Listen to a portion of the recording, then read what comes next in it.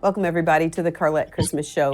This morning, we're joined by Gina Womack and Cameron Dumas. This morning, our conversation surrounds what we can do to be agents of change in our community and what you all are doing to be just that change. Ladies, good morning and welcome.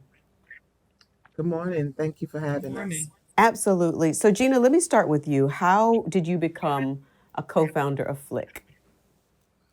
Very interesting story. I actually had many years experience of working at a nonprofit when I started working at the Juvenile Justice Project of Louisiana as the office manager. And that organization was had a lawsuit and looking at the conditions of confinement. I remember when the director hired me, he was like, we'll do this about 3 years. We're going to reform this system and make it better for our young people. Is that okay? And I was like, sure. As part of my position, though, I was speaking with parents, many parents who I definitely resonated with. I was recently divorced, so became a single parent of three children. My youngest was a baby at the time, two boys, one girl. And so hearing the stories from parents startled me because I didn't have a lot of introduction into the juvenile justice or the criminal justice system. So I was really stunned by what I was hearing. Basically, understanding that if you are a parent and you live in poverty for the most part, and don't have access to a lot of services in your community, and lots of families were looking for supports, and they were ushered through the criminal justice system through what's called families in needs of services.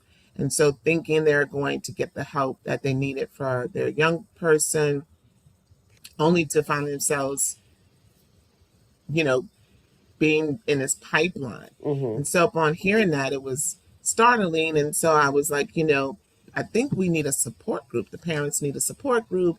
The director was like, yeah, let's do that. And they appointed me to be the person. And so taking it on, families became more aware of the systemic issues that they were faced with.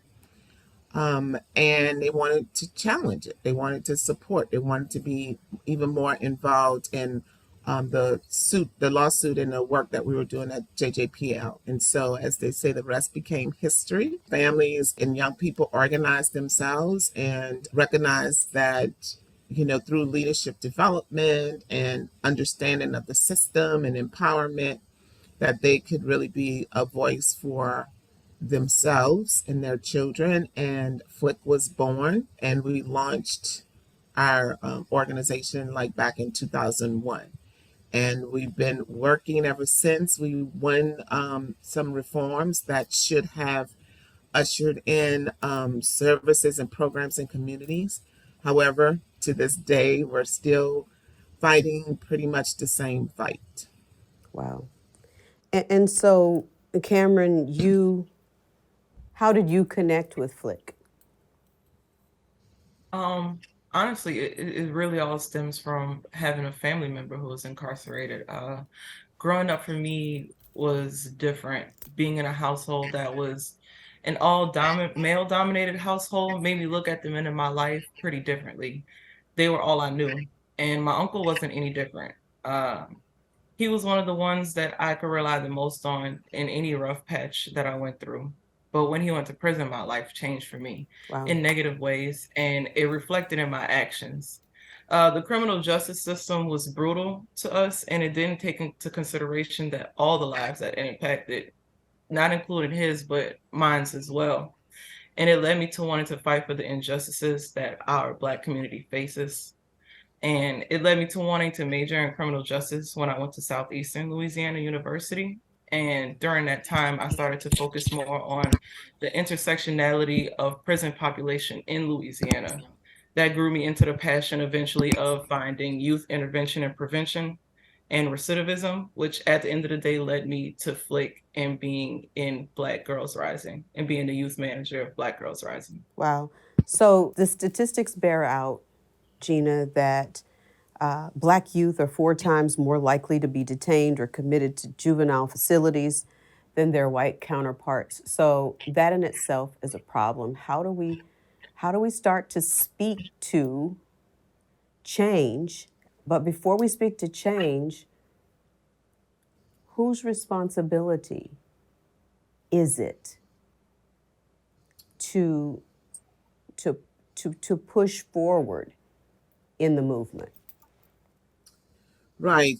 Thank you. So your statistics are nationally. Black youth are 4 times in Louisiana. Black youth are 6 times more likely than their white counterparts to be incarcerated. Wow. And so, to speak to whose responsibility, as you know, these are all of our children. We're going to profit by, pay for whatever they become. So it's Mm-hmm. all of our responsibilities to be involved and honestly, to take notice. I know it's quick and it's easy to blame young people for the mistakes that they make, and then hence their parents. But when we look deeper, we understand that this is a systemic problem. And you've heard Michelle Alexander speak about it, right? It's a caste system and it's not far removed, from slavery. And so we have to really understand our history and what's really happening here and how the prison industrial complex is a big business. And so, as you heard me mention before, I was stunned to learn that families who need supports and they go and seek supports, unlike the media will have you believe that these are throwaway children, that their parents don't love them, and nothing could be further than the truth. And even when a parent is unable to participate, generally, parents have been exhausted and beat down by a system that is insistent on not providing the supports that are needed. And we know what works, right? We know that young people need services. When we have Louisiana has a high rate of poverty, um, these are things that we can work on and we can do better. And when our communities do better, our young people do better. And thereby, we're all in a better position. So everyone needs to get educated on this issue because it impacts everyone. You may not see it right in the front of you, Well, most but we're definitely all it does. impacted by It that. does in Yes. the form of crime that we're seeing in every community, USA. But what about those people that would say that people have more now? Because we talk about the system and everything, much of the ills being systematic. And I do believe that's true. But what about those people that would say that we have more now than we ever had, you know, and when you have better and you know better, you ought to be able to do better. What Yeah. do you say Some to people those have people? Right. Some people have more now. Everyone, and I think the more some people have, the less other people have, right? And so, and that's exactly right. When we have more, we should, and are doing better, we should do better. And so, as a community and as a society, and those of us that are doing better, um, need to make sure we're reaching back and we're supporting young people because we're doing better because our ancestors worked for the community as a whole. They weren't Hmm. a me generation, they were a us generation. And so we need to make sure that we are always being about us, about our full communities, Hmm. right? And that we are there for young people. I mean, here in East, specifically New Orleans, like we're closing schools. We're not closing prisons, we're closing schools. More and more young people are disconnected to educational opportunities. Here in New Orleans, we have an all charter system. That means that young people are disconnected from their communities. Many of the activities that we were fortunate to have in our schools, in our communities, no longer exists. So, I mean, housing is less affordable, inflation is high, but the minimum wage hasn't increased, but the cost of living is increasing around us every day. And so we have to look holistically. Children need mentors, more adults to pay more attention. The churches are not as functional and available to do the civil rights and in communities as we once were. So I think, we definitely have to look at this holistically, right? And seeing how we may have failed and how the system continues to fail our children. So I look to you, Cameron, and I think you said something so impactful. You said, when your uncle, coming from a patriarchal family, and your uncle goes to prison, when anyone in our family goes to prison, it doesn't just affect that person. It does affect the family, and it trickles down into the community. And so how did you make the decision not to be a product of what was happening in your environment, but to go on to higher education? Because I still had people in my family who wanted the best for me and who was able to put me in positive situations and have the available resources that they had to allow me to be able to say, okay, we could send you to over here to go to school. Because I was in New Orleans and Southeastern, it's a far away. They wanted me to get out and experience something for myself outside of my community, outside of the product of what my community could make me. And they just wanted me to see better and for me to get away from the negativity of he was basically a father to me, of my uncle going to prison. So, and I want to be able to have that for my community as well, for them to be able to have the resources able for them to get a better education. And so, Gina, you talk about the things that need to happen in communities of color, and I would go back to those people that would say that each family has to be responsible for their children. What would you say to the people that say that maybe they're not teaching kids to be viable? When you have kids being put out of school, our kids are getting expelled and dismissed from school more than any other ethnic group. What would you say about, people that would say that? I mean, I'll continue to say the same thing, that we have to be a community, and everything that we think we see is not necessarily true, right? And I do believe in of course, the parents that I've run into over these last 25 years, like they're struggling, they're trying, they love their children, they aspire for their children, as Cameron mentioned, to be better than them and have access. But if they don't have access, access is key, right? And the know-how. Karen spoke about, not only did her families have access, but they also knew how to access. And that's not true for everyone and everyone in our community, right? And so I think it's just holistic. As communities, we have to be about the community as a whole, and But look let me stop deeper. you there, Gina, though. But don't you think, though, in our community that we've gotten away from the village? We talk about this on radio a lot. It used to be a village, right? Where when I was growing up, if I had a problem at school, by the time my mom got home, I had been disciplined at school. I was going to be disciplined at home. Matter of fact, I can remember it in junior high school. My teacher was sitting in my living room. Those kind of interactions really don't exist anymore, because if you try to be part of that village that corrects a child, you're going to come up against force from those parents, because they're not very accepting of that anymore.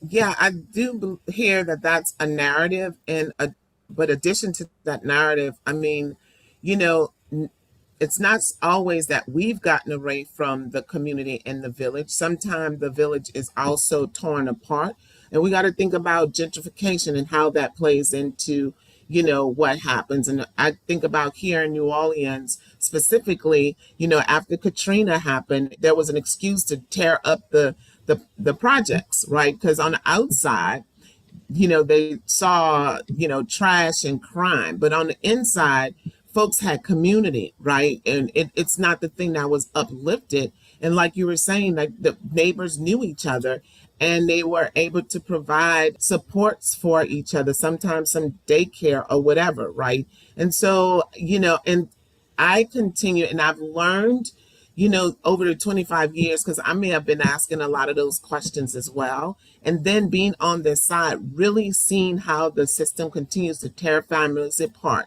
The narrative is, the media exacerbates a narrative that, these are throwaway children, and that there's such a higher crime rate, but normally it's not. It's like 3% of the young people. And so we're not talking about the larger percentage of families who are being supported and being there. And so we have to really see what's in front of us, and how the media and the system wants to highlight the negative narrative.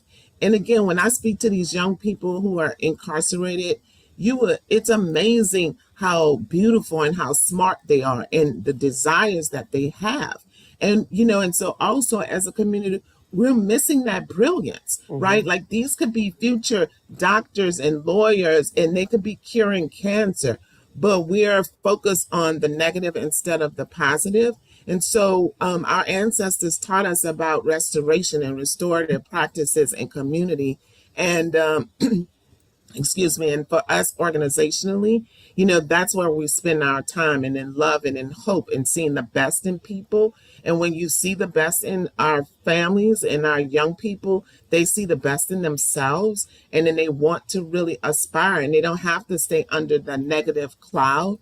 But as a community and as people, if we're continuing to focus on that narrative, then we're also helping to manifest what you're seeing, right? And so I just have to say that we have this responsibility to each other and ourselves, that we want better for our children.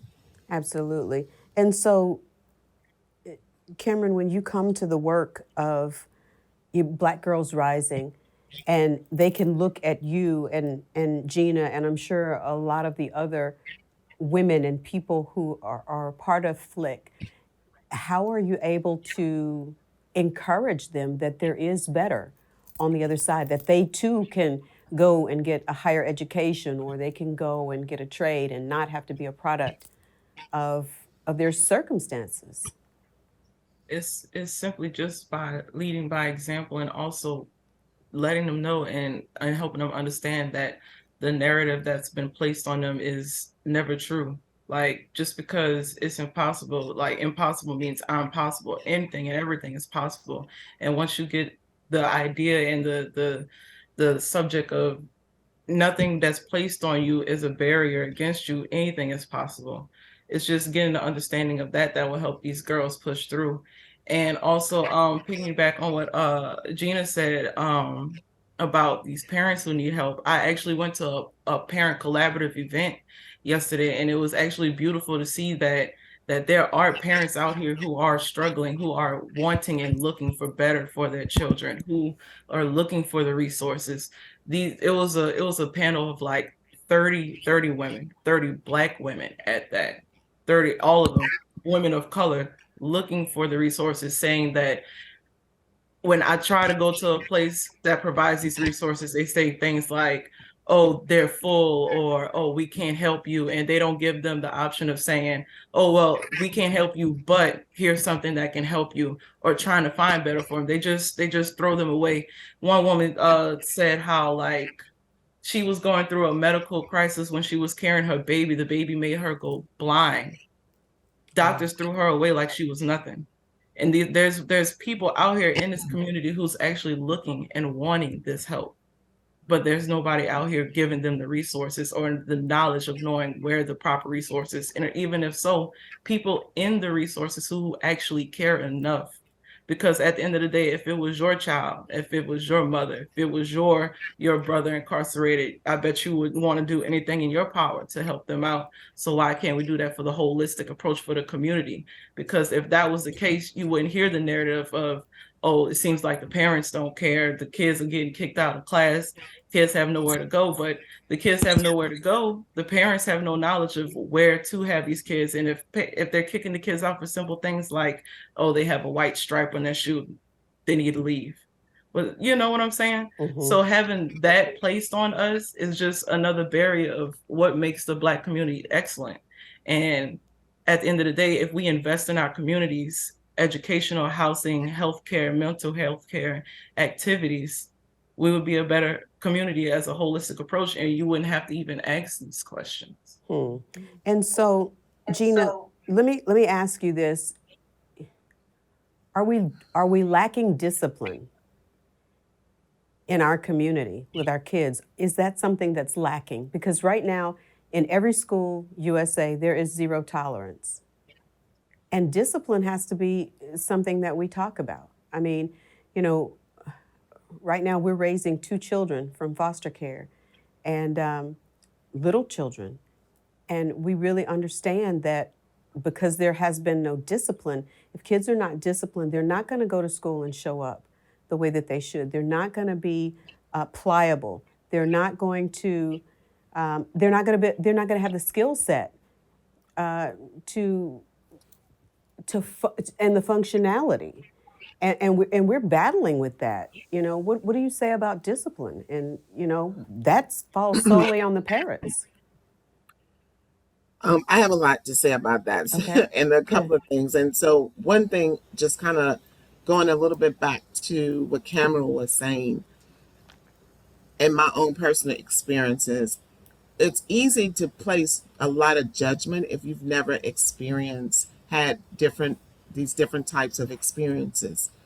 And when before I came to the work, I had I had an experience. I had to go through the welfare system because I was recently divorced and pregnant. And speaking on what Cameron was saying, I mean, I had never been to a welfare office before, and walking in this place, I felt like I was in a twilight zone.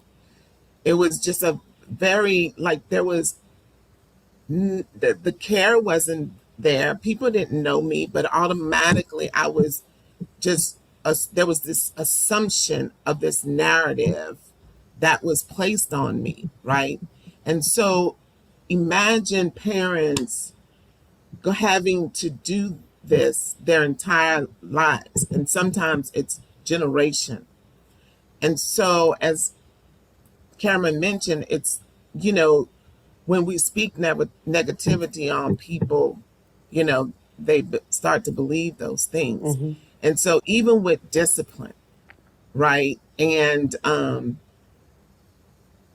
young people are carrying this narrative, and parents are carrying this narrative.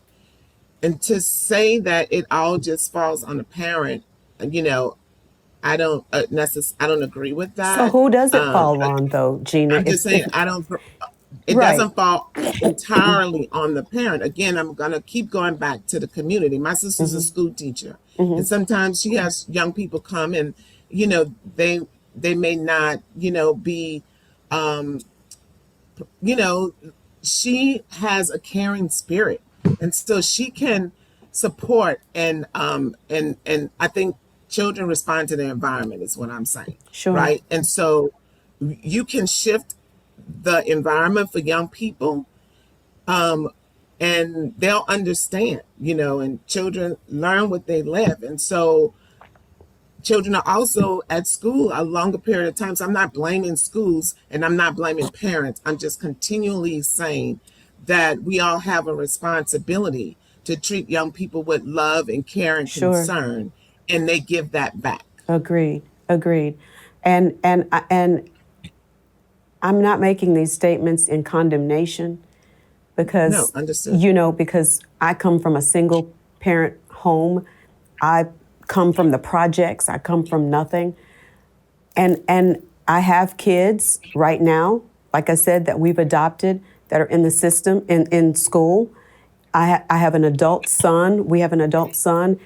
And I think that if we're not able to say where the responsibility lies, I think we're going to just have more of this generational cycle of, poverty creating more poverty and crime creating more crime. And let me tell you, when kids come from trauma, discipline is not an easy fix at all because they have that trauma. And I hear what you're saying, but at some point, in order to move along and to get better and to break these cycles, I think you wouldn't agree that that discipline has to be there? Listen, if kids are not disciplined, they're not able to learn, and they're going to disrupt the rest of the class. So what do we say about that? Right. And again, what I'm saying, I feel like, is that and I feel like you said it best. Like, children come from trauma. There's trauma that's happening. There's trauma in the home. There's trauma in the school. There's trauma in the communities. There's trauma all around. And I'm not saying that parents are not responsible, right? And parents are also suffering from trauma, can be as well. And but that's not the sole place. Like, we're in community, and I'm just saying, we're all responsible. And and so I don't really know how to say that any better. Like, we're all very responsible. And if parents are trauma, if there's trauma happening in their community, if parents are living in poverty, those are systemic issues that are being suffering. And so our young people, our families, are going to be products of their environment. So we want to create communities, and we want to have parents and young people who are not experiencing trauma. Then we have to recognize our racist past. We have to deal with those things that are put in place that are there to help push people further down and further in trauma. I mean, here again, I'm just going to use New Orleans as an example. Katrina happened, traumatizing, right? Then young people were trying to go back to schools. The system knew that the young people were going to be traumatized because families died in those same schools, and they were coming back to schools that were dilapidated on purpose. They had no books on purpose, but we spent millions of dollars to bring in security to or keep those kids in order because they knew they were going to be traumatized. White kids did not experience that were going to private schools. They were having play therapy and counselors. Where were our counselors? And parents in our families, Black families, have been traumatized for years and centuries, and we have to deal with that. And it can and so we understand that trauma can change DNA for generations. Wow. Right. And so when we know that, and we want to lay the blame squarely on impacted and vulnerable communities, I can't get with that. Right. Like, we have to understand that we are all that systemically and community wise, we're responsible. Wow. Well, listen, we want to thank you both for the work that you're doing, and we honor that. We laud the work that you're doing, and we just want to have open and honest discussions so that we can all get better. And that's our mission every single day. Before we've got to let you go, Gina, give us the connections for what you all are doing, the website and resources, and how people can connect.